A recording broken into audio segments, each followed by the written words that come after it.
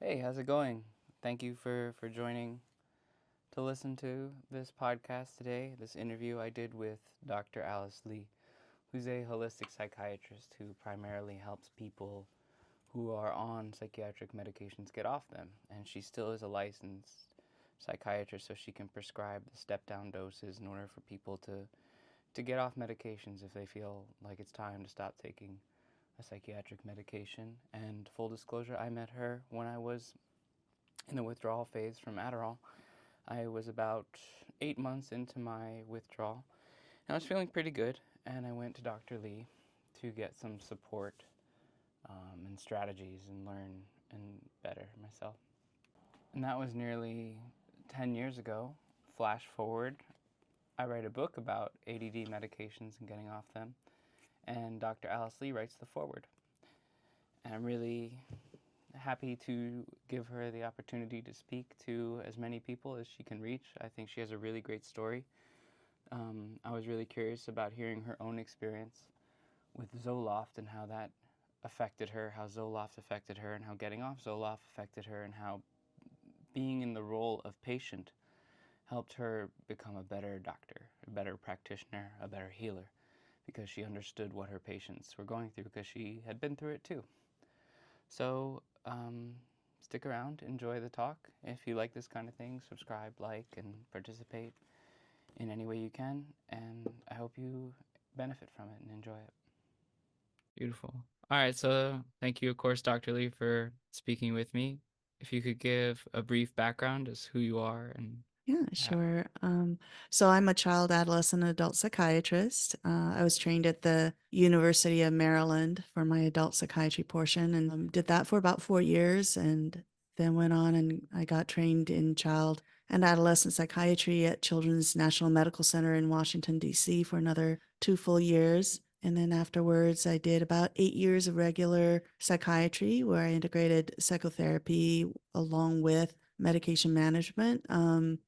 And helped a lot of people both in the private sector as well as in the public, area. I was working at the University of Maryland College campus for a while. And then after about 8 years of more of a conventional psychiatric approach, I started in 2002 to integrate what turned out to be functional medicine. Functional medicine is the use of nutritional supports and working with diet to help people. And then in 2003, my practice evolved again to integrate what most people now call energy medicine. And energy medicine is the ability to understand how energy and information can be shifted and changed through your mind to facilitate healing as well. So once I started integrating both energy medicine and functional medicine very early in my holistic, path, um,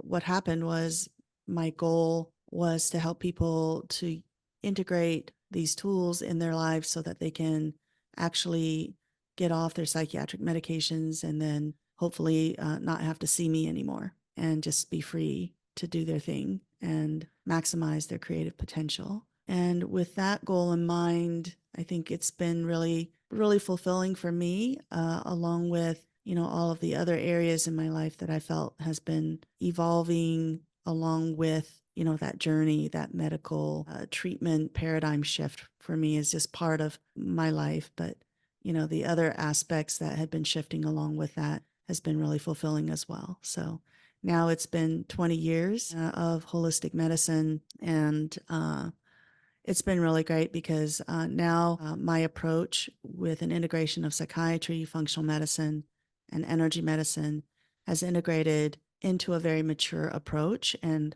I'm starting to teach other clinicians what it is that I do to help them learn to also do what it is that I do. So, thank you. yeah. And I already know, and you've told me that this happened because you yourself were prescribed Zoloft. Mm-hmm. And would you say that that experience is what triggered sort of your own healing and then your ability to heal others? Do you think you would have gone holistic had you not experienced Zoloft? Well, I was put on Zoloft during the beginning of my junior year in my adult psychiatry residency. And uh, the training psychiatrist who was, meeting with me once a week at the time was using that to address my disappointment with psychiatry, actually, at that time. So is it like an Because, authoritative move? Was this your superior was prescribing you medication? yeah, he was a training psychiatrist, and I was Mhm. seeing him for both therapy as well as, understanding more about my own internal I guess, having my own internal insights about my life so I can be a better psychiatrist. And as I was sharing with him, he was basically serving the role of a therapist for me. As I was telling him that I wanted to quit psychiatry and that life wasn't worth living as a psychiatrist because I didn't like psychiatry. What He didn't you like at that time? most of the training psychiatrists were spending all their time on the inpatient units with chronically mentally ill at the Right. VA hospitals. And I found it very depressing. And there was something about just the way there was such a hopelessness about it, and people weren't really getting better, obviously, and people were coming in and out of the hospitals, and a lot of it was insurance driven. So I saw patients leave that weren't ready to leave because the insurance wouldn't pay for Oh. their treatment. All of it kind of made me feel like I made the wrong choice in going into psychiatry. I wanted to go into psychiatry to really understand people and be able to help people, and, to have a positive, fulfilling experience and not be, I guess, shocked by the reality of what psychiatry really was.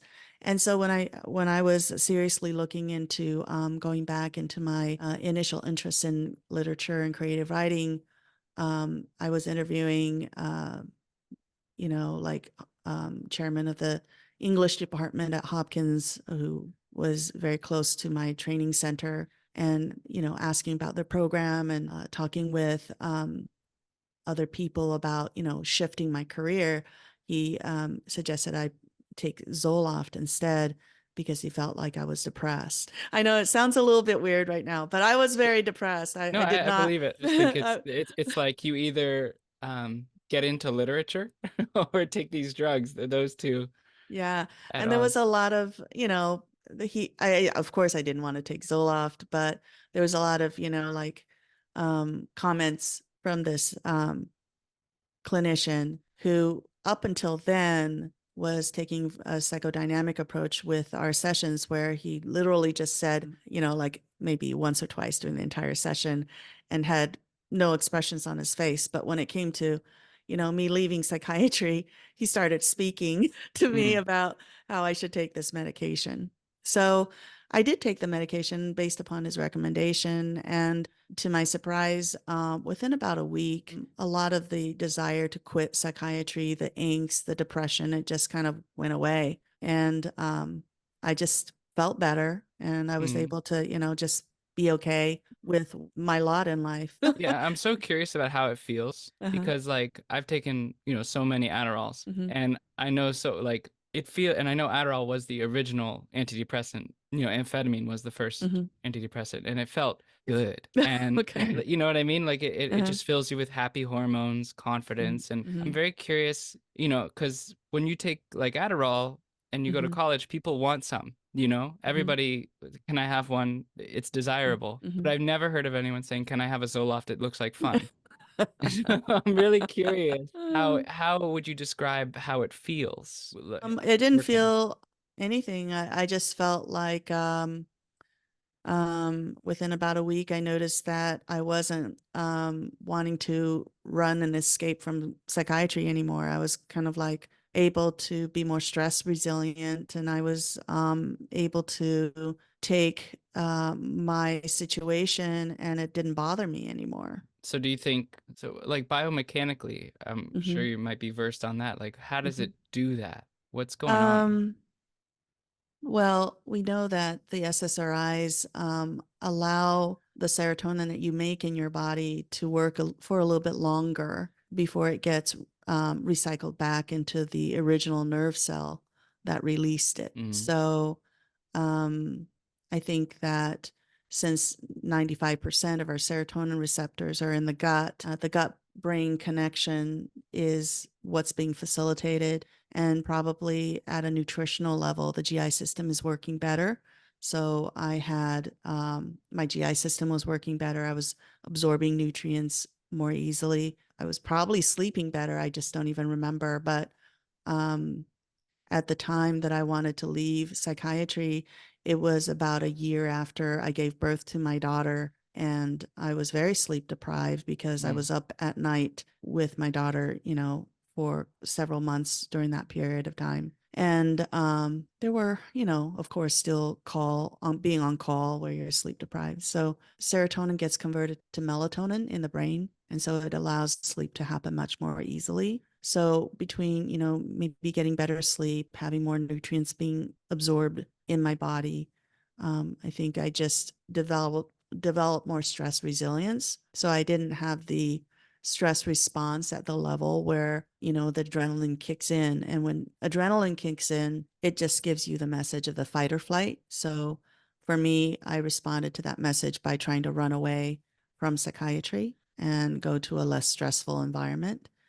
Um, and the main stress was obviously psychiatry. Obviously, being a young mom is also stressful, but you don't just, run away from that. So, No. anyways, yeah, so that I think that's what happened. But there's no like sudden shift with Zoloft. Although Yeah. I will tell you that within about 2 weeks, I felt better after a few days. And so within 2 weeks, I said, well, I've been feeling great for about 2 weeks. I think I'm healed from this problem, so I'm going to stop it. And at that time, I was on 25 milligrams of Zoloft, which is half of a usual typical starting dose. It was a very low dose. And so I stopped it after 2 weeks. And I noticed that I was getting a very strange sensation in my head. So it wasn't like I was getting depressed or having immediate, like the return of the angst or anything, but I noticed that in my head, I was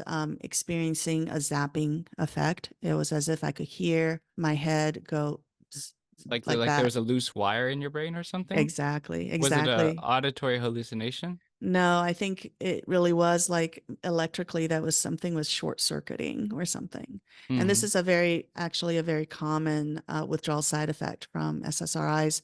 I was getting it within 2 weeks of taking that medication.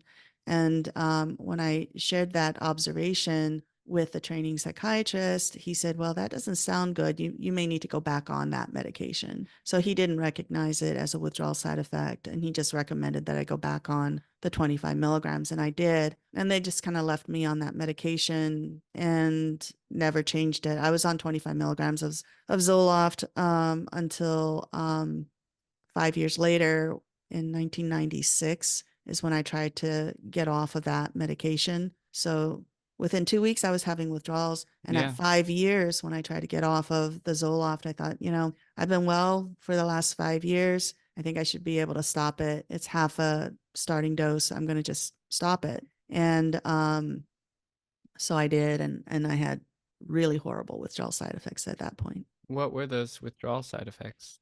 So I so with I went on and off, and finally I discovered I realized they were withdrawal side effects. But the Yeah, did withdrawal you side think it effects was like were, yeah, I thought it dormant? was my depression. I thought it Yeah, and was I had like the same depression thing with coming that. back. I'm like, is this my ADHD? It's like, no, it's an Yeah. amphetamine withdrawal, but they're kind of a blurred line here. I think that with the SSRIs, the way I work as a holistic psychiatrist is I think of it as a withdrawal side effects, but also I think that the unaddressed issues are still there. So Yes. whatever underlying causes that made me need the medication hasn't actually gone away Mm.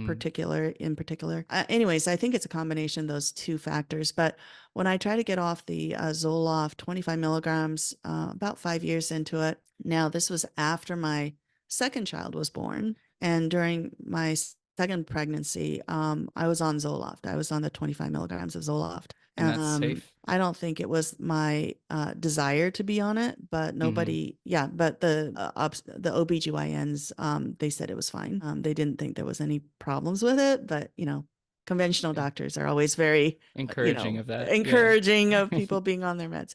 But anyways, when I try to get off after that, I did notice, all sorts of issues. But the most blatant, obvious problem that I had was incredible crushing depression. Like this was unlike any kind of Yeah, and depression I experienced when I got on the Zoloft. Yeah, it what was, to me, it was like a near death experience. you know, and I Yeah. know. I mean, I think I had a similar Uh-huh. experience with Adderall, but I think with Uh-huh. Zoloft, from everything I've seen and read, it's worse. It's harder. Yeah, I was angry, I was depressed, I didn't have energy, I was suicidal. Like I think the only thing that kept me from being suicidal was I was too caring about other people and what how Yeah, other people would suffer, like if I were to kill myself.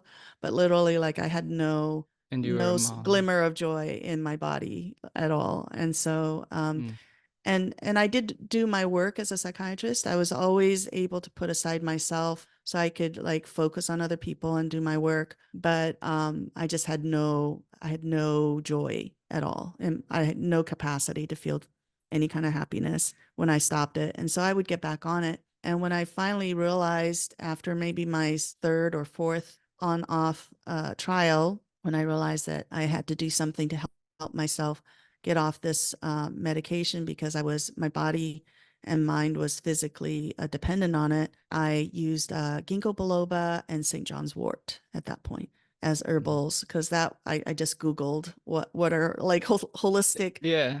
things to do at this point. So I put myself on ginkgo biloba and St. John's wort, and it really did help. I was able to get off the Zoloft, but um, I was only about 80% of my, usual happy self. So I was pretty kind of normal on the Zoloft, but off the Zoloft, I was about 80% of my kind of optimistic, stress resilient self, even with this ginkgo biloba and St. John's wort. But I just refused to get back on that Zoloft. I was like, never in a million years will I ever get back Yeah. on a drug that would cause that level of withdrawal for Mm, me. Yeah. totally relate.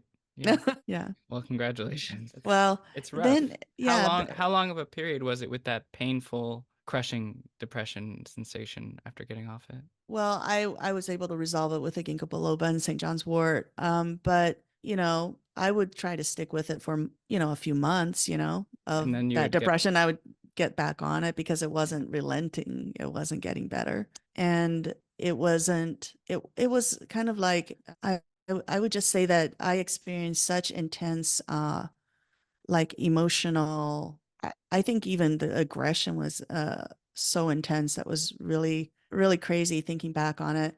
One time I remember this was off the Zoloft. After a few weeks I was so frustrated with life, and I had this, kind of intense, I guess, anger that wasn't me. And I remember I had to have a place where I could like let it out. So I was living in an apartment at the time, and my car was parked in the public parking space, it was out in the open. So I said, okay, I'm going to just let it out in the car. Right. So I had the windows rolled up and I just yelled as loud as I could, like this wow. really like swear word. Okay. Cause I never swear. They have their I was place. Yeah.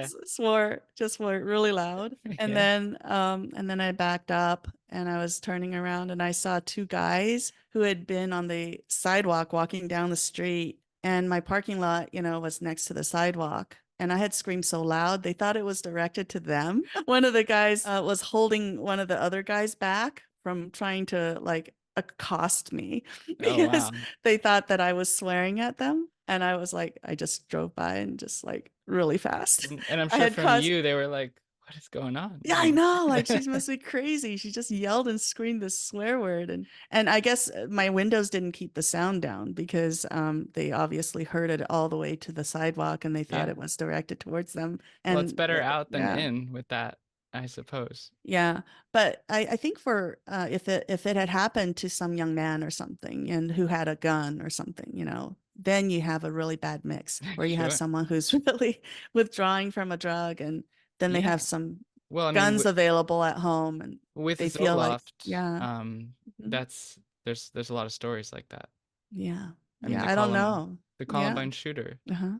and I Tell me mean, about that. well, I know about it personally because when I was 14, my next to next door neighbor was an 11-year-old girl who was put on Zoloft and taken off of it after 2 weeks or a Mm-hmm. month or so, like you said, and Mm-hmm. she took her own life in the withdrawal promptly. Oh, And wow. this is an 11-year-old girl, Wow. and her parents directly correlated it to the medication and to their psychiatrist told her to just stop Yeah. and not taper off. Mm-hmm. And they ended up as a family going to the Supreme Court, taking, devoting so much energy in her honor to preventing it from happening ever again to anyone else. Mm-hmm. And they did one time, I remember hanging out with some of the victims of the Columbine shooting because they were staying at their house and they were over and talking. And Mm-hmm. they were working with victims from the Columbine shooting because they associated that with the medication. Those kids were on Zoloft. I see.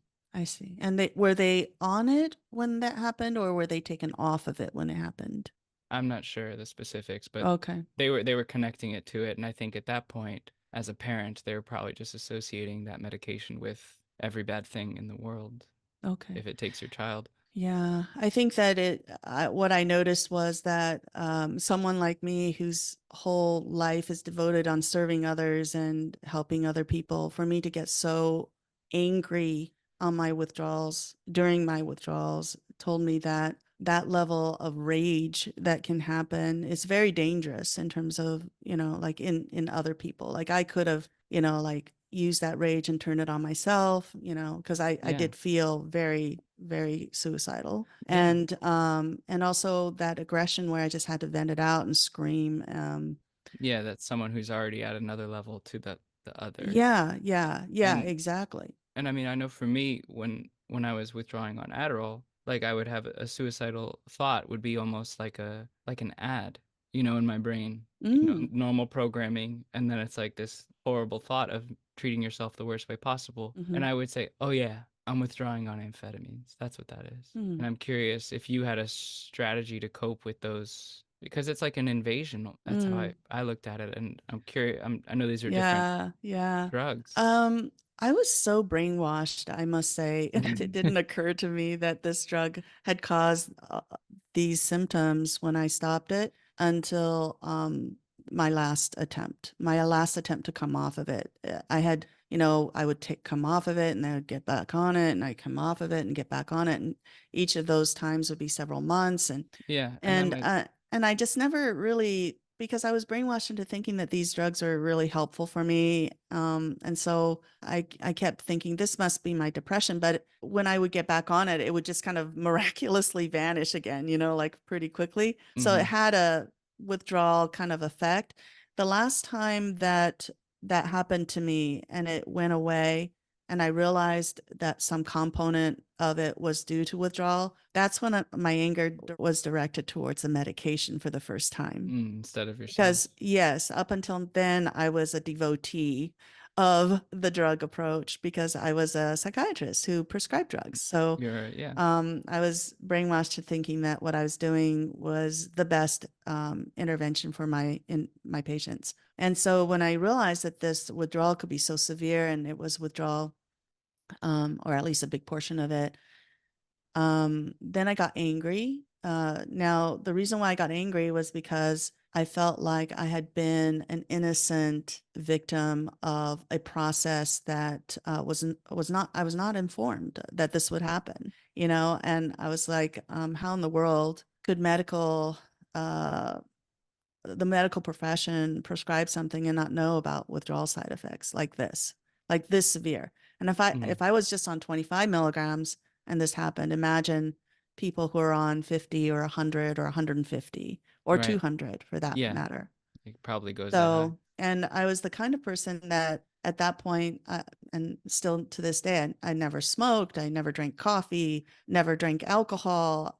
I was the farthest person who would ever want to use any chemical to, like I would never want to be dependent on anything like a Yeah. drug. So I said to myself, obviously, I'm not going back on this medication. I have to find some way out. Started taking the ginkgo biloba and St. John's wort, which helped. I would say it wasn't until 2002 when I started using nutritional supplements to help my patients who had bipolar disorder. that I started taking a multivitamin as a regular kind of like thing to see if it would help my mental health. And the 80% went to 100% like pretty quickly. I was pretty nutritionally like deprived, I guess. And so I needed those vitamins for my own, mental health. And so the question was like, what shifted? I just, once I realized that it was withdrawal, I just shifted my whole like purpose as a psychiatrist. I wanted myself never to take that medication. I wanted to figure out a way to help my patients to be able to handle withdrawals. And obviously, during the whole process of being on the medication and experiencing withdrawal, I realized what it felt like to be the patient. And before then, I still felt like, I was doing everybody a favor when I put them on these medications. Mm-hmm. And then once I realized that these medications are hard to get off of, which it never occurred to me before. I thought, well, put them on the medication, and then eventually they just come off once they're well. But once I realized that that's not what happens with these medications, then and that nobody really knew about it, I had to do something about it. So at the time, of course, it was in 2000.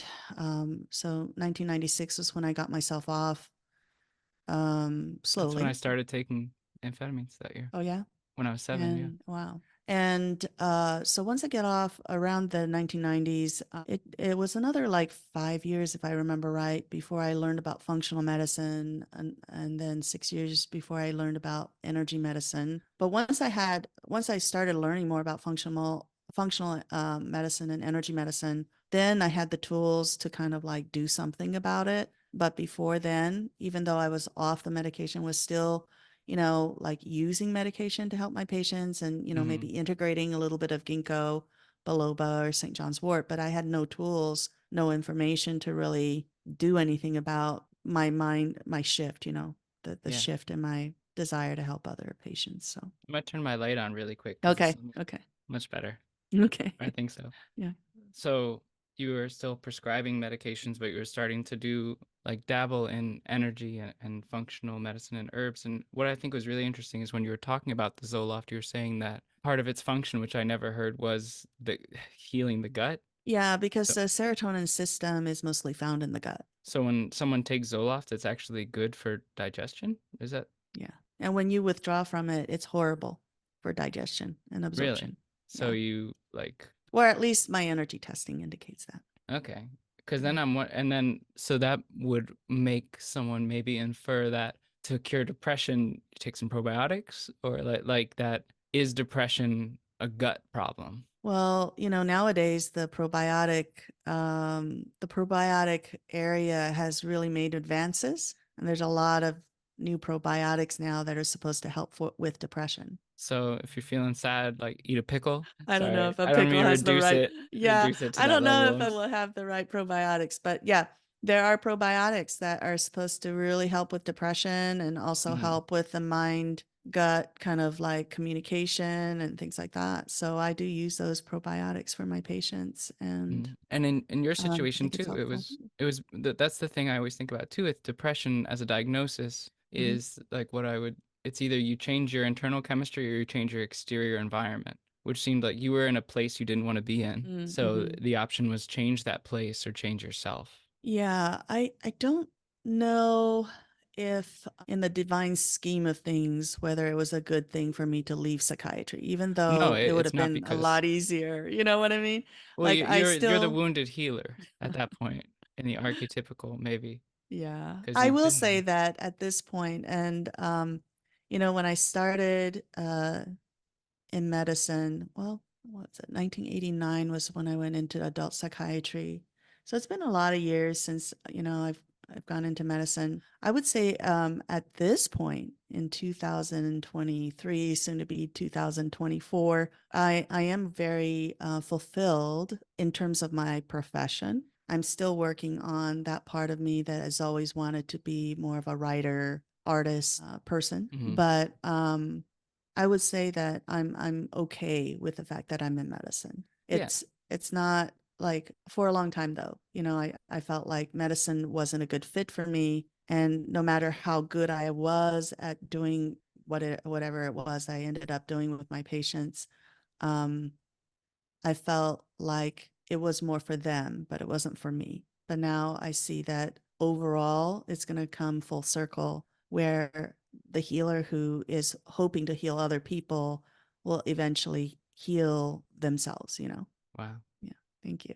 It all comes full circle. Yeah. Yeah. And when you just one more question about Zoloft. I'm curious, even though we're Hmm. circling back, just because I have like made up thoughts about it, and I don't know how accurate they are. So I wanted Okay. fact checked my thoughts, talking to people and who've experienced it, because I'm just fascinated with medication and the interaction medications have with minds, not just Mm-hmm. bodies. And but that antidepressants, someone has said like here would be on one end of a spectrum extreme sadness, and here's extreme happiness, and somebody might be experiencing that extreme sadness, so it narrows the spectrum entirely. So while protecting you from that extreme sadness, does it also prevent you from true joy? Does it dull the emotional sword is my question. I think that a lot of people would say yes to that.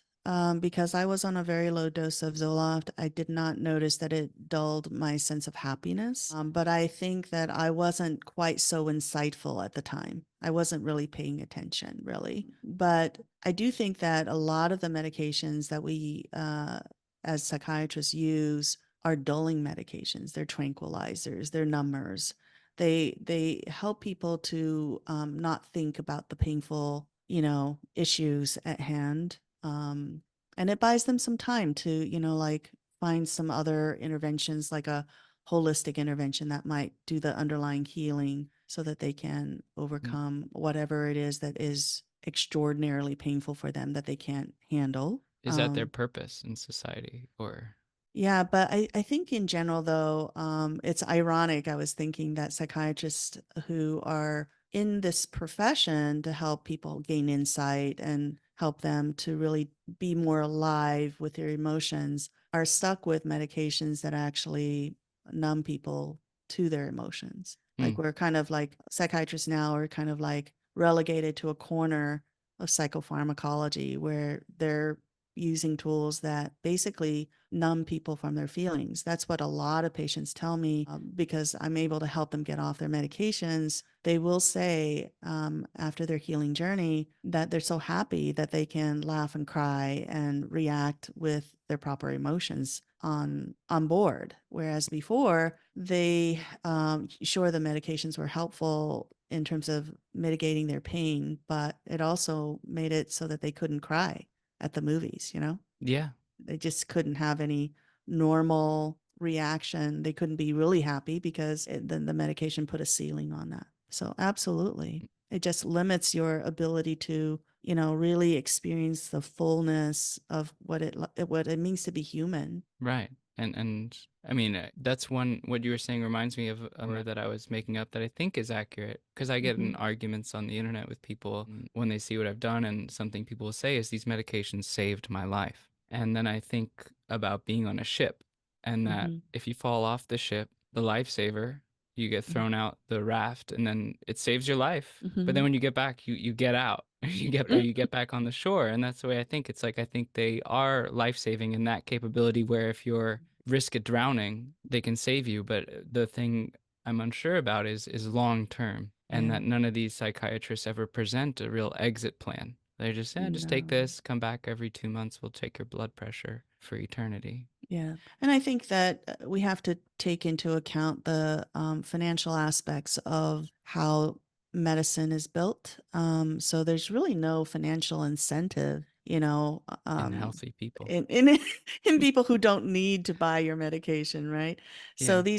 these pharmaceutical companies spend millions and millions of dollars to do the research to create the medication, but they're not going to spend millions and millions and millions of dollars to do research to know how to help you get off their medication because they want you to keep, investing in their product. But I will say a very general comment that I'm sure pharmaceutical companies won't like, and maybe a lot of people who are happy with their meds won't like. And that is every medication has been patented so that the pharmaceutical company can sell it as a unique molecule. Because they are patented and they are unique molecules, they're not recognized by our bodies as natural substances. They're not like food. So our bodies will react to these medications as a xenobiotic, a foreign substance. And the natural reaction to a xenobiotic is that it stimulates the immune system to create an inflammatory reaction against it, any medication. And that inflammatory reaction will become stronger and stronger over time. And since the underlying causes for mental health oftentimes is inflammation and oxidative stress caused by the inflammation. So ultimately, all of these medications have kind of like a ticking clock to them, so that at some point, the inflammation caused by these foreign substances that the person takes every day will be so high that the benefits will be less than the inflammatory reaction it creates. And so at that point, the person will say,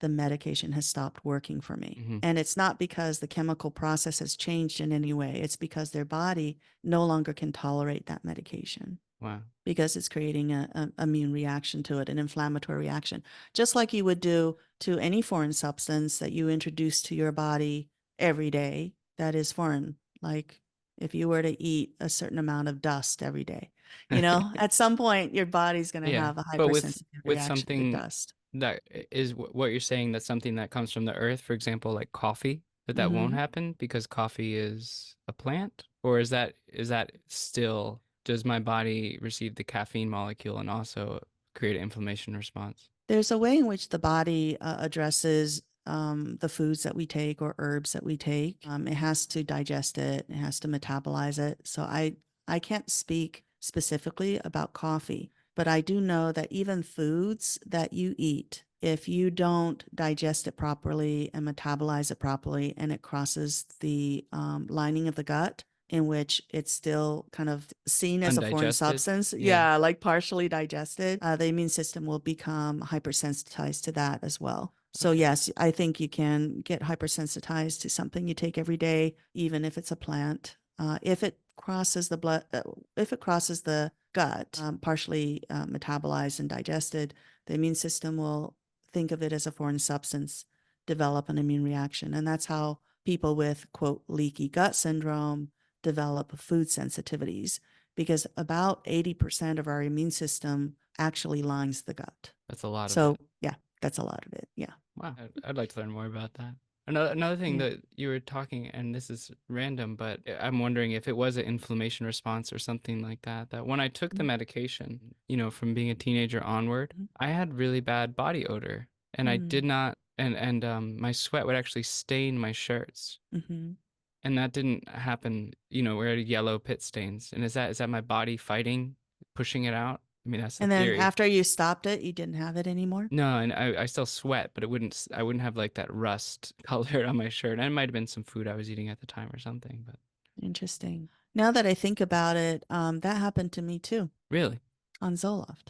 Yeah. you had, I definitely had darker stains under my armpits. Yeah, on my shirts. Yeah, it that's doesn't weird. happen now anymore. I think Yeah, the skin is like one of the top or the second to the top detox organs. It's one of the largest organs in the body, and its purpose, part of the main purpose, is detoxification. So if it's coming, if it's usually coming out through your sweat, some way of detoxification. So I'm pretty sure that part of the detoxification process with these chemicals are being handled by the skin. that's pretty interesting. Yeah, good And observation, though. yeah, and I think it's interesting too, Mhm. just like back to the prescription of these medications, that when Mhm. I was withdrawing, I wanted to get back on, and I went to a psychiatrist, and she talked to me for 15 minutes, Mhm. and she remarked that I'd been cutting myself, and the truth was I had just adopted a kitten, and the Uh, cat had scratched me up, and I okay. said, "Oh no, I'm not doing that. That's a cat." Mhm. And she said, "Uh-huh." And I said, "No, really."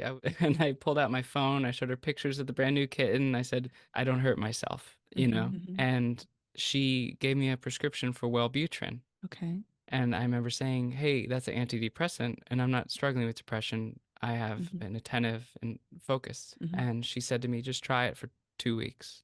Okay. And that reminds me of what you're saying, that like you already, after 2 weeks, you're kind of in tune with it. Yeah, your body adjusts to it. Yeah. And I wonder, had I not been like vigilantly against antidepressants, Mm-hmm. if I had taken it after 2 weeks, she said you'll feel better. Mm-hmm. And do you think sometimes these medications are given to people just to like you said, tranquilize? You know, because I came in for AD, she wanted to give me that. Would that have helped?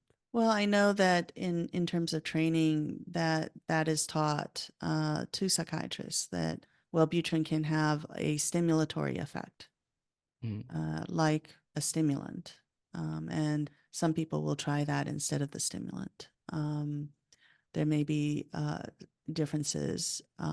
Obviously, there are big differences actually between Wellbutrin's receptor profile versus, Adderall, for example. But um, I think that in terms of clinical training, though, she would have heard that in her clinical training, that the two somehow can do similar things.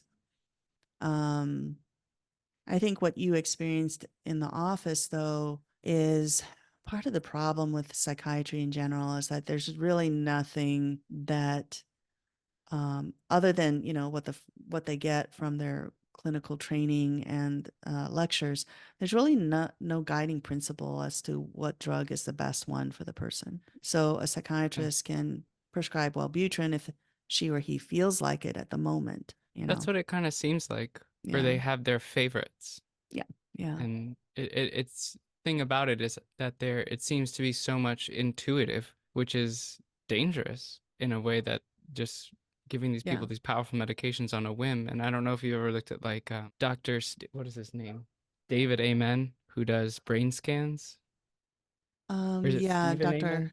Dan It's Daniel Daniel Daniel Amen. Amen, Yeah. and he Yeah, he tries to does say it. that Yeah. that's a physiological evidence of the medications and their benefit. Yeah, he does prescribe still medications. And then he prescribes some supplements. But yeah, I think that with regard to the approach that psychiatrists give, because the field of psychiatry depends mostly on the psych history. So if you depend on psych history for most of the data, then it's a symptom driven field, meaning it's whatever the symptoms show up. And if it's based upon symptoms, then you really don't know what the underlying causes are. There could be lots of different underlying causes for one symptom, and there could be the same underlying causes for multiple symptoms. So it's not clear what those underlying causes are. If you don't know what the underlying causes are, then there's no reason to expect the doctor to have a way to tell which medication is a good fit for one patient versus another, because they don't know what the underlying causes are for one person's depression versus another person's Right. depression. Because one could Okay. be a dormant trauma and the other could Yeah. be Yeah. a gluten intolerance. Like Yes. that. Yeah, exactly.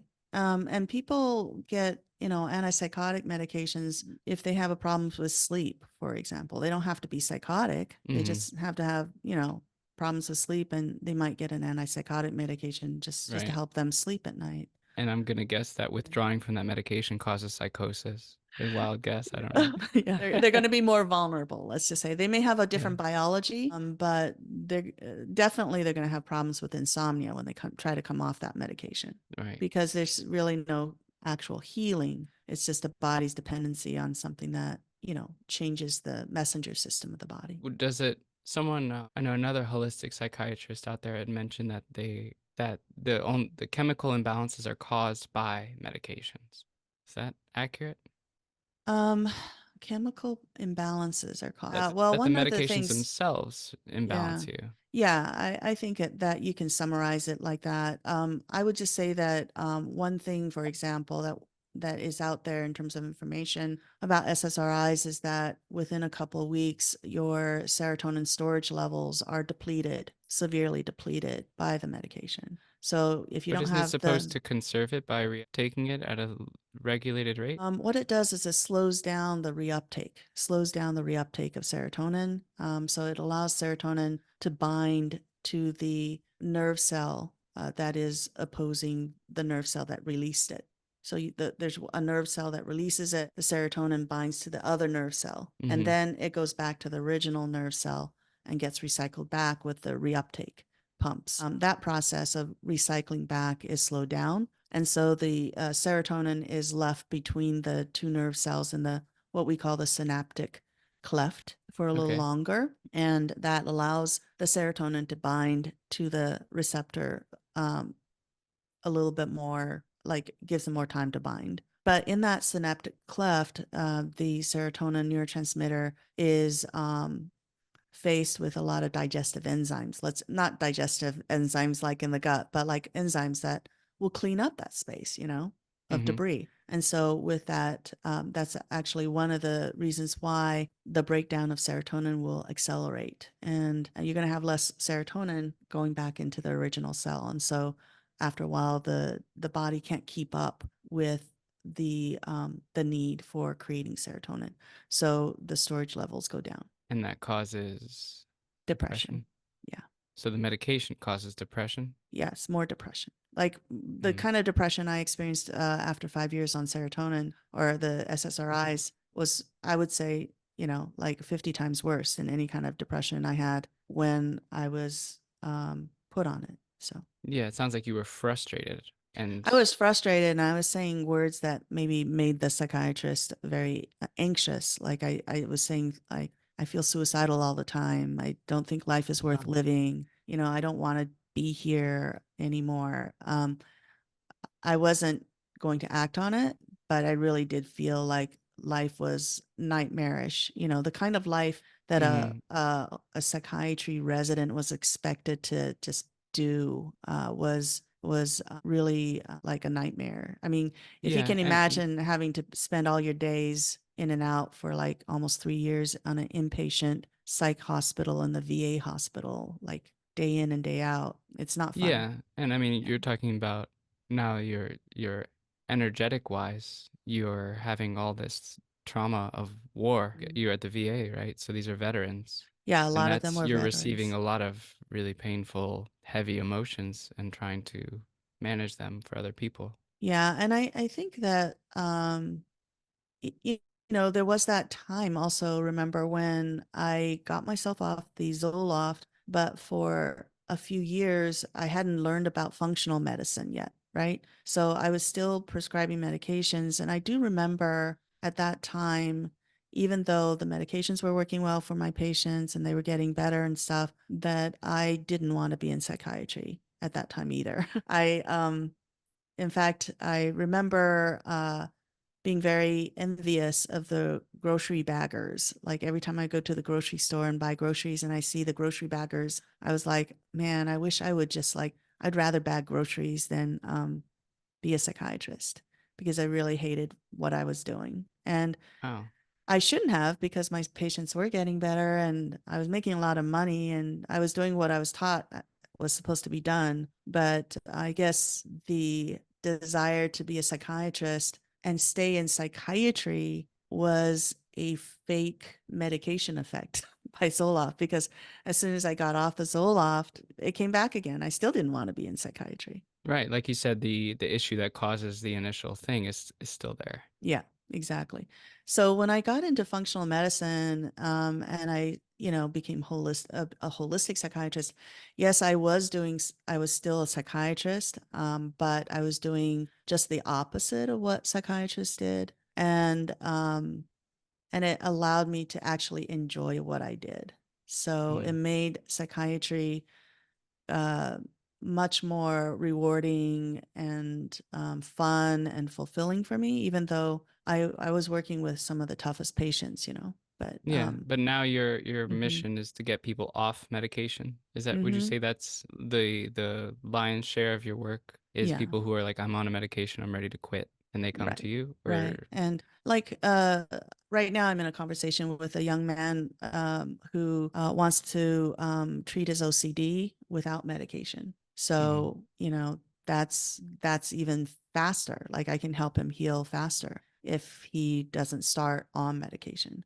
Like if I Oh, so just, yeah, yeah. yeah. Get to the issue before the Hmm. secondary issue of withdrawal and stuff like that. Yeah, I don't have to deal with withdrawals and stuff like that. So, Yeah. yeah. That's great So, that people hmm are already akin to being like, I know there's a problem. And that's something I think about too. It's like sometimes like, is ADD? It's like, yeah, no, it is a thing. But there's other solutions. There can't be this only solution. And I'm curious if you in your practice, are there times where you think medication is the way, or is it always kind of a step backwards? I think, I do use antipsychotics if someone is really flagrantly psychotic and a danger to themselves and others. Um, but it's there as a temporary band-aid as I continue to help them, heal the underlying causes. But I guess one of the important things that people need to understand is how quickly the holistic interventions can work. There was this one particular young girl. She was like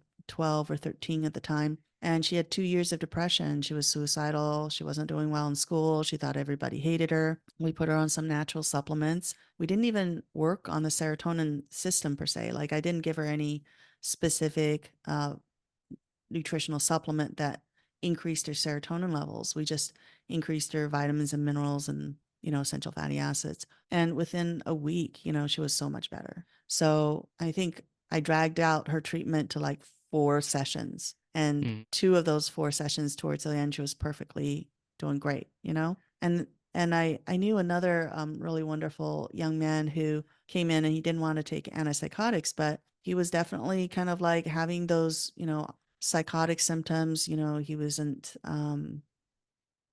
I don't remember exactly. It was very early in my holistic journey, but he was having, I think, some delusions. He had tried to jump off a cliff, but he didn't hurt himself. He kind of scratched his cheek a little bit. Hmm. But he didn't want to be on a antipsychotic. So we put him on, at the time, I just put him on some supplements. And again, within a week or two, he was like doing so much better. He felt like he said he was back to himself again. So things that you would think might take a long time actually don't take a long time. You know what does take a long time is withdrawals. Yeah.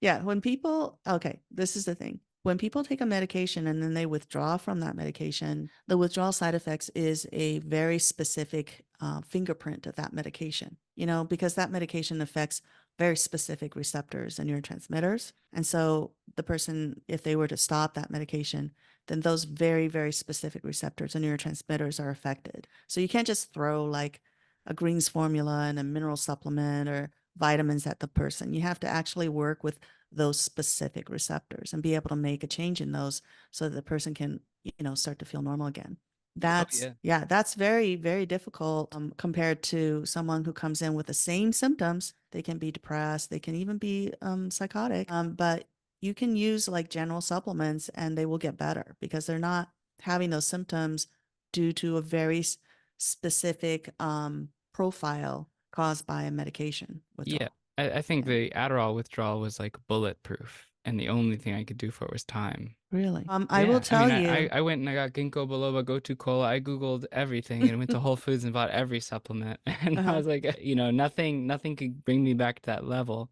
Okay, the Nothing ever secret, will. the secret to those types of medications I did discover after I treated you. Okay. What is it? I'm so curious. You're right. There's certain medications that are different. Like, for example, with SSRIs, you can actually take certain supplements to build serotonin, but there are certain medications like stimulants, antipsychotics, those kind of medications where you have to use energy medicine. Yeah, well, when I saw you, I had already been like 9 months. Yeah. So I was Well, kind of like, the I'm not struggling anymore, but I would love some tools, you know? Yeah, well, the energy medicine that I started using was specific for medication withdrawal. It Mm. was specific for creating a lower dependency on the medication. Because what I figured out after I worked with you was that there were certain medications where the only intervention that could really help with the withdrawal is the proper and appropriate and timely reduction of certain receptors on the cell membrane. So what does that look like in application? You'd have to use energy medicine to tell your body to reduce those receptors before you lower the medication. So you're talking the almighty power of intention. Yes. Yeah. And energy medicine. So what I started doing was we would set intentions and we would do the energy work and we would say, we're going to lower the medication by this amount by this date. And the body Mm. would, shift the receptors. But there's also the supplements that are there to actually help with the raw materials to do whatever it is that we set those intentions for. So it's actually a combination of lowering the receptors, using the supplements to help with whatever the body needs to do. And then when the person comes back the following week, I would actually use the energy testing to see if we actually met our goals. Had the receptors lowered in terms of their number and how well have the supplements helped that person to meet those healing goals. And with that, I was able to really like mitigate the horrible, difficult circumstances associated with things like antipsychotic withdrawal, uh, stimulants, benzodiazepines. Those are the Yeah, those medications are that, the hardest, or the yeah, benzos. Yeah. yeah, it's because the energy medicine is key to that. And I'm curious what you say because, I believe in that and Mm-hmm. I accept the power of intention and I allow Mm-hmm. it to happen. And I think that's how it works. But Mm-hmm. I'm curious, I know a lot of people who are, fact-based, Mm-hmm. or that's what they would say, Mm-hmm. friends of mine and things like that when I bring up this kind of thing and they think it's total BS. I'm curious, what's your explanation of explaining it to those kinds of people who very much sort of worship logic, reason, and think that there's no play. Like, how do you when people Well, are I tend met to, with, I can see, yeah, a lot of I people are understand. don't they Yeah. like they'll follow you, and then as soon as you say something like that, they're off. Okay. Yeah, I totally understand that. But It's not me. here's the thing. I think that intention is not something that you could just like use and it will suddenly help people with medication withdrawal. Intention, if you want to use it as a doctor like me uses it, you have to kind of know a lot more about it as a tool. And so I can see both sides. Like if someone who really doesn't know how to use intention specifically for medication withdrawal were to try to do it, they would fall flat on their faces and it wouldn't work. So, as I'm thinking about how I work with intention, how I integrate everything together to help people get off medications, it's a lot more complicated than just setting an intention because intention is like paint, you can be creative with it, but there's also rules and there's a physics and math behind how you can create something. And that preciseness is also important as part of the healing process. So when I do um, when I integrate energy medicine and functional medicine and the energy testing and everything, there's a way for me to test to see did the intention work or did we fall short of that Hmm. intention, so that we're never like just setting an intention assuming that it's done what we asked it to do and then we lower the medication without any data that said that would indicate that we've been able to achieve that goal. So intention can be measured almost like in some ways in energy medicine. So you can set the intention, you can have the functional supports, you can measure it a week later and say, okay, let's say we set the intention to lower Haldol, an antipsychotic medication, by 1 milligram. Let's see with the testing where the person needs to be today, like this week. They may not be able to lower it by 1 milligram. They might be able to lower it by half a milligram. And that's good. You use the intention to the best that you can, use the supplements the best that you can, but there's a way to test and make sure that you're not just jumping ahead with a medication lowering if you haven't met the goals. So there's a lot of different things that we have to interweave together so that even if you use all the tools, you don't just assume that an intention has done the job. Hmm. Yeah, because I mean, I'm interested in it and I believe and I know it works, but Mm-hmm. I know a lot of people who they they're not ready to go anywhere unless it's complete science or journaled Yeah. medicine, I guess is what I mean. That's sort of Yeah. the Yeah. I think that just like just like I would say to most conventional psychiatrists, like if they don't know how to use the tools, then their reality is true. Like, for example, for conventional psychiatrists, if they just lower people's medication slowly based upon guesswork without any kind of support, either functionally or through energy medicine, and they tell the patients, this is not safe, you're going to have withdrawal side effects and you're going to get sick again, I would say they're absolutely right because based upon their paradigm, the tools that they have, the way they work, I would never recommend anybody to come off medications under a conventional psychiatrist's direction. I don't think it's possible for them to really be successful most of the time. So I mean, we that's like there's millions of people though. And imagine if all these people wanted to get off their medications, would they have to find practitioners like yourself and I don't know, but I don't yeah. think the conventional psychiatry, if a patient was successful, I would say that it's probably because their body has some plasticity and flexibility and did most of the work. But the Mm, psychiatrists, you know, basically, I think that the regular conventional psychiatrists just don't have the understanding that they need to be able to yeah, have then they're not that going to be kind able of to support success. that because I Mm-hmm. feel like a lot of times it's like this is a bad idea.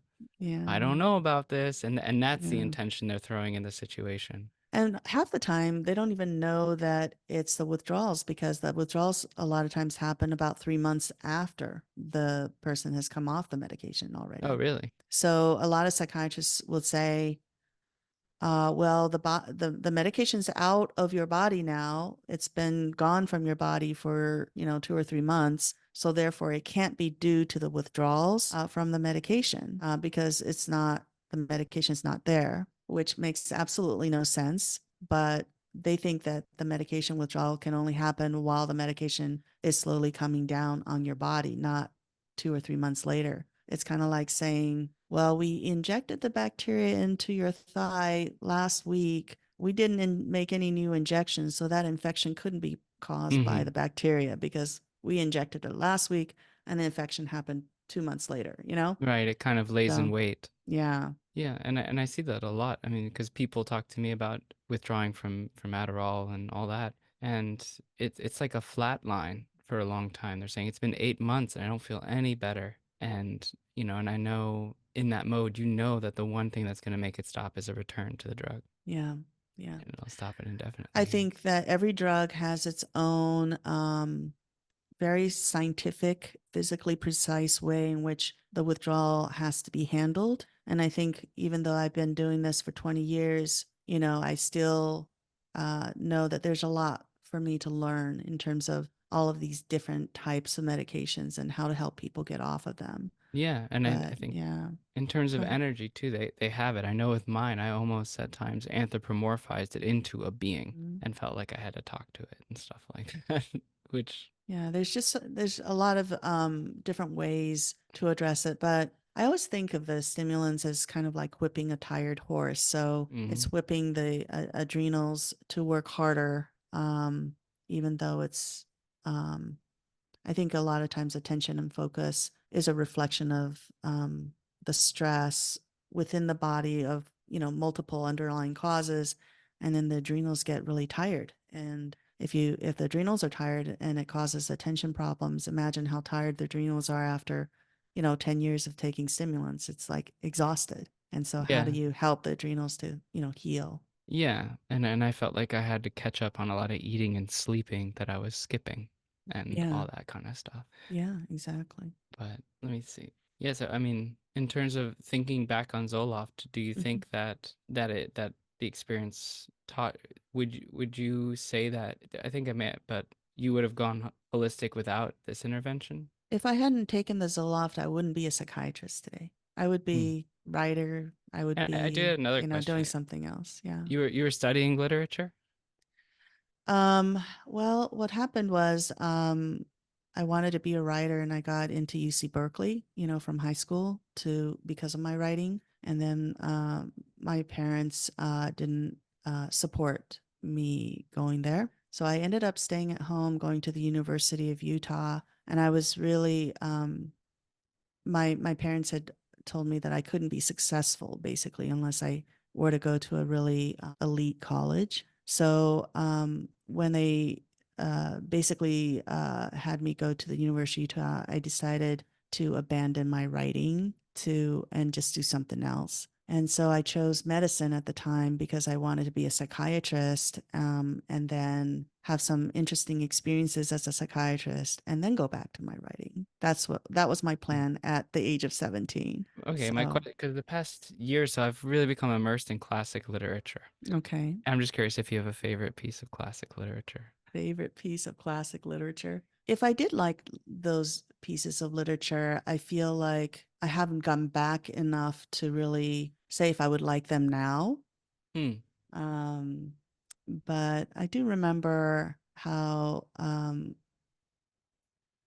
enjoyed two writers when I was back when I was really into literature a lot. And one was Mark Twain, and the other one was Dostoevsky.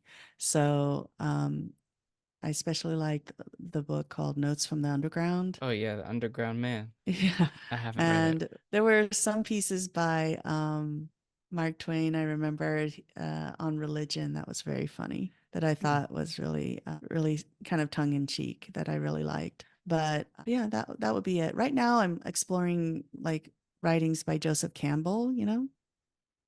Heard Um, that name. he Joseph Campbell has a lot of like he wrote I think one of his books that really became famous was A Hero with a Thousand Faces. The Hero with a Thousand Faces. But the work that I'm reading right now is called Reflections on Life, and it's all about some of the things that Joseph Campbell taught at some seminars to people. Um, And one of the famous quotes that came from those lectures is this one quote that says, "The privilege of a lifetime is to be yourself. The Yeah. privilege of a lifetime is to be yourself." And I see that quote everywhere. Like a lot of people use that quote, and I find that he has a lot of these, quotable statements that kind of, inspire me. So lately I've been kind of going through his reflections on life and kind of trying to absorb it as part of my actually way of living, as opposed to just intellectual, fodder. Yeah, and I think that's a lot of when it comes to wisdom, Mhm. that it's really easy to come by something, but integration Mhm. is to actually consume it and apply it is a whole different task. Yeah. He said something else that was really interesting in that book, and that was he said that it's important for us to let go of what the life that we think we should live and live the life that we have, which is something that had been my problem with regard to, thinking that I had left my life behind when I decided to go into medicine instead of following my aspirations to be a writer. For a long time, I thought, oh, I took the wrong path, and now I'm a doctor, and I'm not happy with it. But with Joseph Campbell, I think he says the truth that we have to let go of this idea of the kind of life that we were supposed to have, Mhm. and then just embrace the life that we have now. And when we do that, I think he says we're saying really like yes to life. We're allowing ourselves to go with the flow, to truly be alive. And he says the whole purpose of life is to experience it, whatever comes. And Yeah. he encourages us to experience life and really relish it, whether it's the sad parts or the happy parts, you Yeah, it's know? it's all a blessing. Yes, And exactly. what you're saying really reminds me of when I was withdrawing, like almost when I was through the depression part, then was the anger. It's almost like the stages of grief. And I was like, Mm, this is a huge derailment on my life. Because yeah. it's like now I've spent years not as myself, behaving Hmm. in ways that I don't actually behave in, doing things I don't want to do, developing a career that I don't want to have, and all of this stuff. And then, but then turning that around and, okay, I'll devote my life to talking about Adderall. I don't, and Well, it will be that for now. And then yeah. things will evolve and shift and change in ways you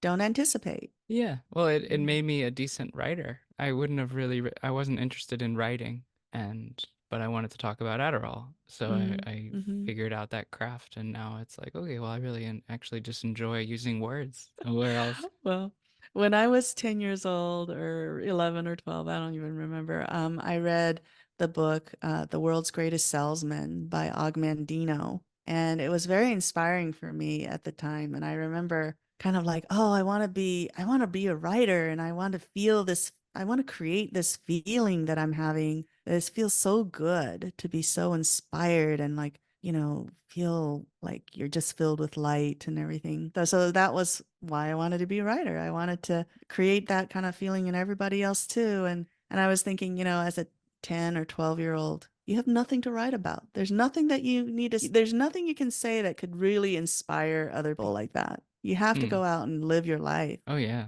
And I think that I took writing and I ran with it and I thought, oh, it's a craft, but it's really about the message, really. And I think that from a mystical, divine, spiritual perspective, I have been following my writer heart, and I have been living life, and I've been experiencing life in a way that is very privileged because I get to hear everybody's deepest, darkest secrets, right?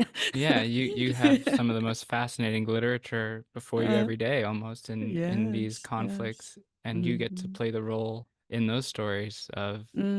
And fixer. so, yeah, so now I have something that I can say. And when you have something that you want to say, then it's okay to write. But you can't Yeah. just say, oh, I'm going to be a great writer. I'm going to write. But then your life is so empty of Yeah. experiences, you know?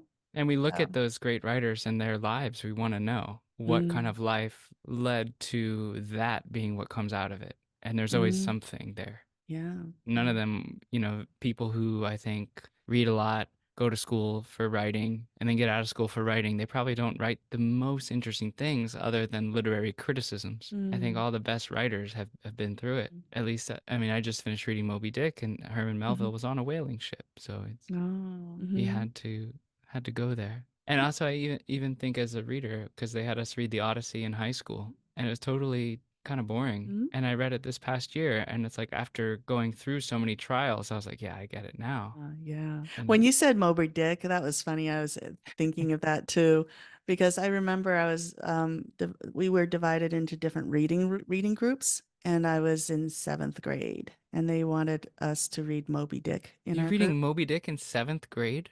Exactly. They were having me read Moby Dick in seventh grade, and I thought it was so boring. It is boring.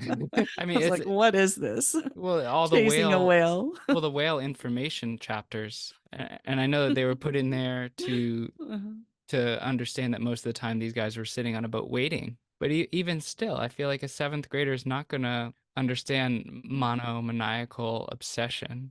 No, no. I think they think because we were fast readers that we were ready for the material. Hmm. Another thing that was really interesting was believe it or not, my father recommended me to read. Okay, I kid you not. He said, "Well, you're a good reader. Read this book." Okay. He recommended that I read Gone with the Wind when I was in fourth grade. So young. Do you remember Would I? reading it? I did. I read it, but I returned it to the library halfway through and then I checked it out again. I finished it. But I was so mad at Scarlett because I thought, Scarlett is such a mean girl. I can't believe she does all these things. I was in You, fourth grade. I'm like, you 9 years didn't. old. I did not understand a single thing about all of that. But you can read the words, but you don't understand life. Have You you know. read? Just one more. Have Mhm. you read Don Quixote? No, I haven't. Okay, I Yeah, won tell this me. past. Yeah. I just Yeah. loved it. I thought it You was loved great. it? Okay. Yeah. What did you like about it? I liked that Don Quixote is a character is just so interesting, and I personally identified with him because he believes in I'm sorry, he Hmm. believes in himself so much, and no one else like does, and he's Hmm. goes on these adventures, and he's foolish but noble, and that Hmm. just makes for such a great character as someone who No. keeps trying Hmm. despite getting battered by the world, No. and who's well read but acts poorly. It Oh. reminded me a lot of my missteps. No. I identified with it, but because Hmm.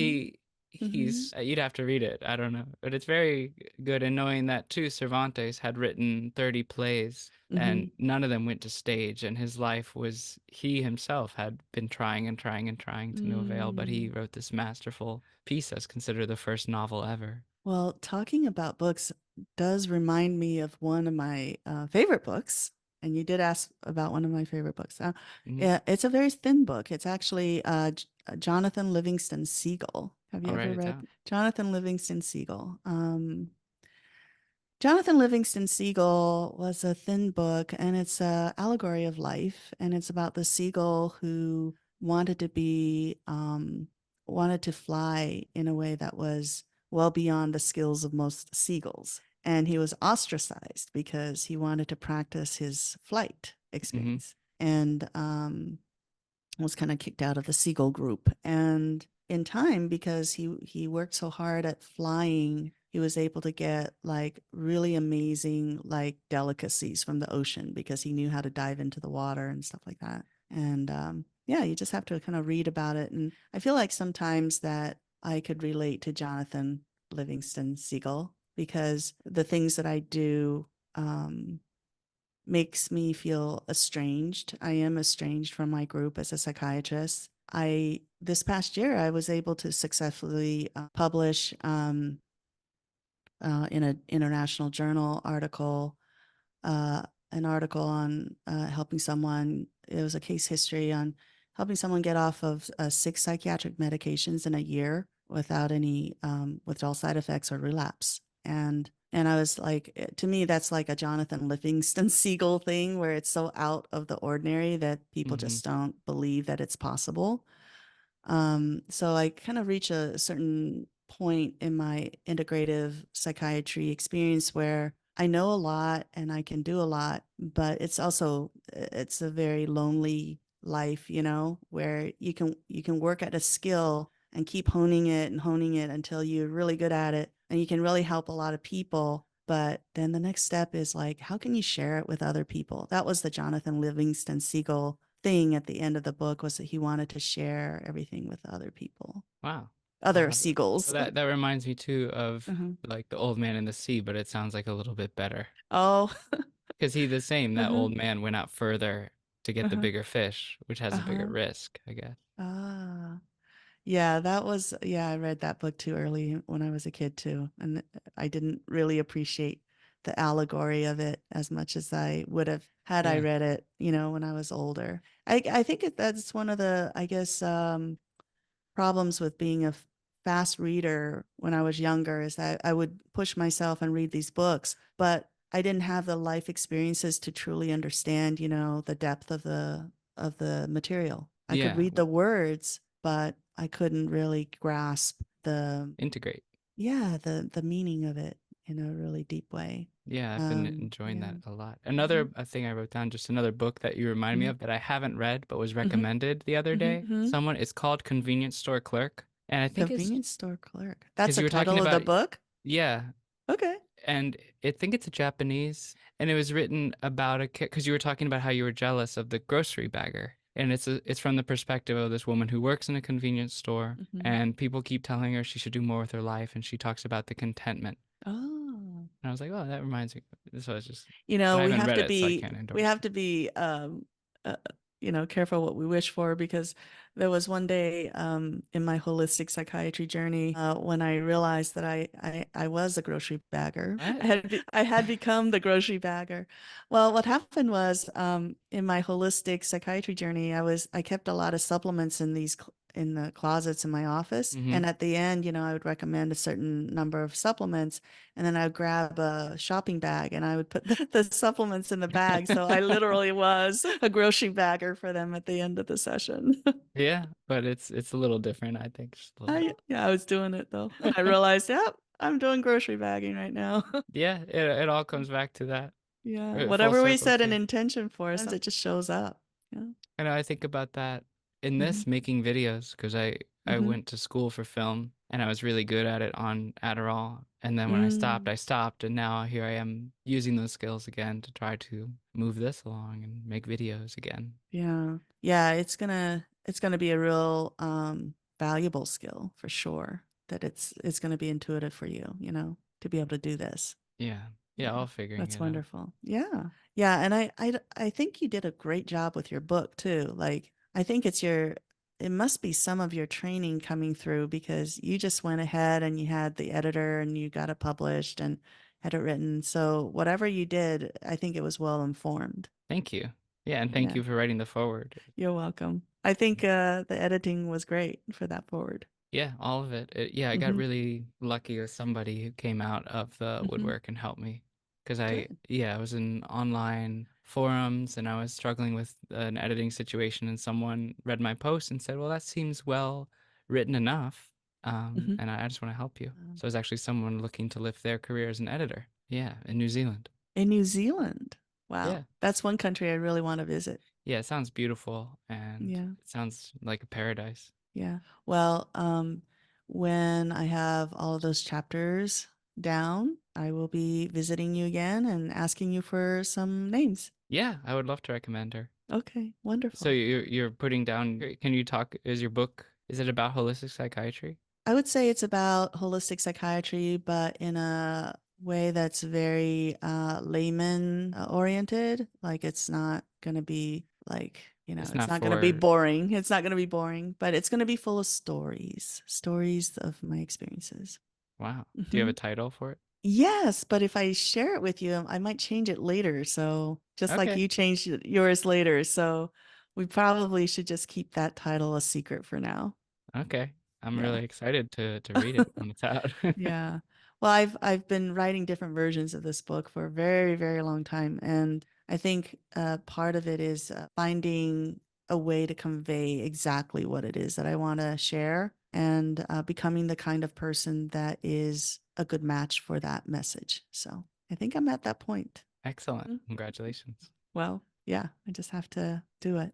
I think I've been writing all my life in the sense that ever since I was 12, I would journal. Mm, So I would journal several pages quite regularly. I wouldn't say every day, but at least, a few times a week. So yeah, so me over the me course too. of yeah, over the course of my life, I've written tons of things. It's just a matter of deciding how to write it. Yeah, and to actually, it's a different. I remember I'd written my book 5 or 6 times before I really started honing it, and I realized that's like, okay, how do I actually make this for someone else? Because Mm-hmm. so much of my writing is journal based, and like Julia Mm-hmm. Cameron's morning pages was a big Yeah. part of my writing Yeah. process, and I was like, how do Yeah. I make it so it's not just my own psychobabble and like actually something that other people are ready to receive? I think that's very central. I think that's very central because I think a lot of times we write to de-stress, we write for our own benefit, we write to vent. But we're not really writing for other people most of the time. And so to be able to put yourself in someone else's shoes and care enough about the other person to do it for them, that's a whole different job, I think. And I think it's very tempting when you're writing to indulge in writing something that's kind of, it feels good for like for myself, when I'm writing. Yeah. But if you really turn the tables around, is it really helpful for that other person reading it? No, it would just, that would be the litmus test that it would fail. Like it wouldn't be that helpful to the other person. It would be kind of me venting to someone on the phone. Does that help the other person? No. So I Mm, think when you say, learning how to write so that it's totally unselfish and you're doing it, even though it takes up so much time and you're doing it for someone else, wow, that's truly writing, I think. yeah, I realized that you're like a guest in their brain. Mm. Because they're gonna be recounting your voice in their mind. Wow, I love that. A Yeah, and guest in their brain. Wow. I think I picked it up from Stephen King's On Writing, which is a great memoir about writing. But like at that Oh, point, I have his book. Okay. yeah, I don't care about any other of his books, but that one's very good. Okay. On Okay. I but have it in my Kindle right now. So, yeah, because it really is like you're a guest. You're when you are reading someone's book, you're letting that writer take the space of inner dialogue. It's mm, very intimate. So yeah. sort of coming there with reverence and, you know, Wow. I love that. Yeah, yeah, absolutely. Yeah, I think so much of my life writing has been more about a me kind of experience, even though I try really hard to think of it as something I'm contributing to society about. Hmm. But like, I think you have to kind of like in order to truly write something that is inspiring for other and helpful for others, it really has to be an experience of love, and one has to feel enough. Like it's kind of like going into that relationship, and if you never feel like you're enough and you're using that relationship to aggrandize yourself or make yourself better, it's not a really good relationship. But if you go into that relationship and you've reached a point in your life where you feel that you're enough and you're bringing everything you of yourself and your heart to that relationship, then you can develop a beautiful relationship with that person, and you can do that with your writing too. And I think that that's what I've been waiting for. Well, it sounds like you're getting there. Yeah, that was beautiful. I mean, that to really think of it as a almost relationship between a reader and a writer. Yeah. Well, last year, one of my poems ended up being performed on stage in DC. Oh, that's cool. Yeah, so that was great. And so my writing is starting to yeah, to be more than just, me writing on my website or something. Yeah, I need to do that too. I work backwards. Yeah. So I Well, look how do at, you do that? well, I started with a whole book and now I'm like, how do I write a blog? So Oh! it's like going, I abandoned, the only thing I would do is write the book. So for so long, I wouldn't do social Oh, media. I didn't do anything. I just worked on the book. So now I'm kind of oh, okay. scrambling to make the surrounding infrastructure. Uh-huh. Okay. Yeah, that's interesting because I just find it so much easier to write short pieces, and throw it out there. You can do it in an hour sometimes, but I find writing a book to be rather it demands a lot of perseverance and discipline from me that I just kind of like would start and then stop. So I think it's great that you were able to just do the big project. And in fact, one of my mentors said that when you write a book, you automatically become the expert in that area. That's where the word authority comes from. Author. Really Well, that's the word where interesting. author comes from Oh, because okay. it's half of authority. Wow. And Wow. someone told me that because I was talking to them and I was, saying because I'm a layman, because I'm not a psychiatrist or anything like that. I was like, well, I have no authority. They're like, Mhm. well, yes, you do, because you wrote a Mm, book on it. So therefore, you're the author. I see. I see. Yeah. Yeah. Okay. I get it. Yeah. Yeah, I think so. I think that the book is the ultimate hurdle. If you really want to be an authority on the figure on any topic. Like I could like publish these little journal articles and stuff and have it published and peer reviewed, but until I write a book, that authority is not going to be there. So I Hmm. got to get going, I think, for Yeah, my own I'm on the journey. other end now. I have to kind of establish internet rapport. I don't know, something like this. Uh-huh. But I think Okay. also the tendency, and maybe this is part of my ADD, is I feel like it would be easier for me to like train for a marathon than run a mile a day. Like Mm. I get when something's really challenging, I'm like, okay, gentle things that I Oh, really have to yeah. work hard on that. I think it would be harder for me to be a grocery store clerk Huh. than it would Okay. be for me I to get it. be, yeah. Yeah, it's like the endorphins or something that the motivating factor has to be really motivating. But thank you, and thanks for sitting Yeah. and talking with me about all this. Yeah, you're welcome. It's been really fun, and it's been I think very very helpful for me personally to be able to talk about these issues. Yeah, and my hope is that somebody who's struggling, I guess, with Zoloft perhaps Hmm. finds this. Yeah, yeah. I hope that people won't take quite as long to reach an understanding of medication withdrawal as I did, because it took a long time for me to actually get to a place where I realized it was withdrawal. Yeah, So, I think yeah. I mean, that's why we know each other. Yeah. Well, thank you so much, Russell. I really appreciate the time that you gave for creating this podcast and inviting me to be on. No problem. Thank you.